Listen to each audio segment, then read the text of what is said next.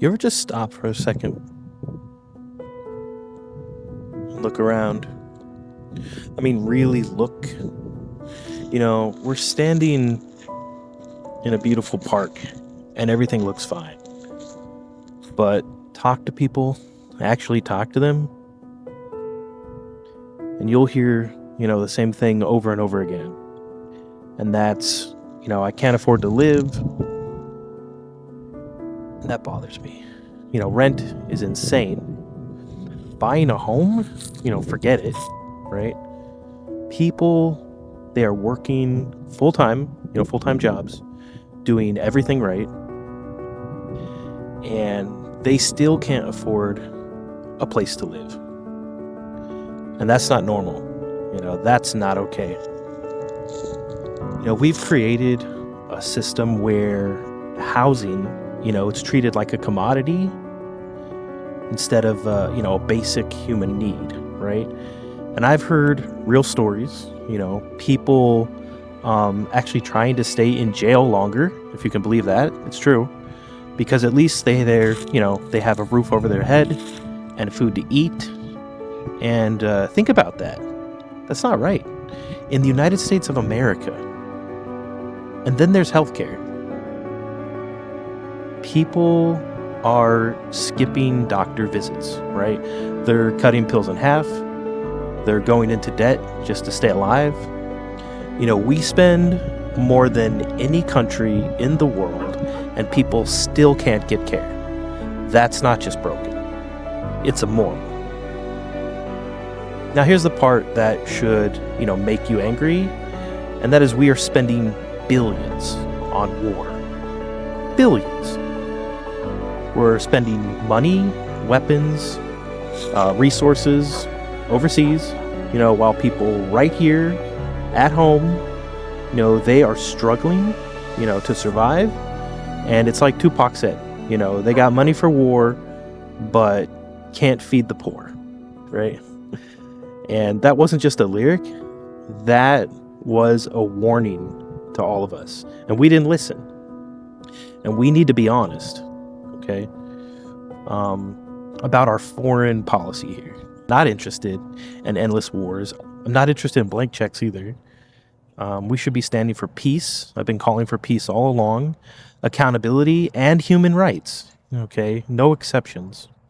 And we should not be rushing toward another war with Iran.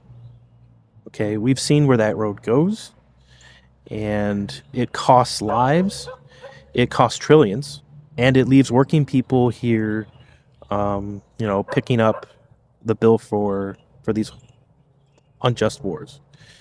And meanwhile, billionaires, they're doing just fine. They're buying up homes, driving up prices, influencing policy, and regular people, yeah, they're getting squeezed, from every direction again. And this system it's working exactly how it was designed. Real freedom, freedom means you can afford a place to live, means you can go to the doctor without going broke. Freedom, it means your government actually works for you, and it's not corporations, okay? It's not billionaires. It's not special interests. It's you. So if you're feeling this, if you're tired of being ignored, don't just scroll past. Be part of it. There's a lot you can do. If you want to continue this message, yes, you should donate so I can get out to people. I don't take money, from PACs or APAC or anything like that. If you feel like your vote doesn't matter anymore, it does. So don't hesitate to get out there. Let people know how you feel. At the very least, if you're dismayed with your party, you're tired of your party winning and doing nothing, then my suggestion would be don't give up hope. Support candidates like me. Vote for us because we represent you. We don't represent parties. We're what's called independents, and we may not please everybody on every issue, but when it comes to voting in Washington, we are representing for your issues, your concerns. And don't continue to vote for people who vote against your interests.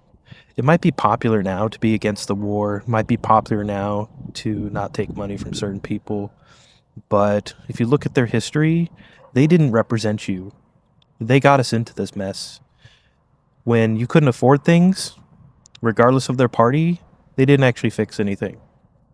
And if you would like to live in an America where you can afford things again, where you're no longer worrying about your medical bills, where you're no longer worrying about the cost of living, if you're worried about getting a home and you want to make sure that you can afford to have a home, take care of your family, not have student loans hanging over your head, then let's actually finally get it done.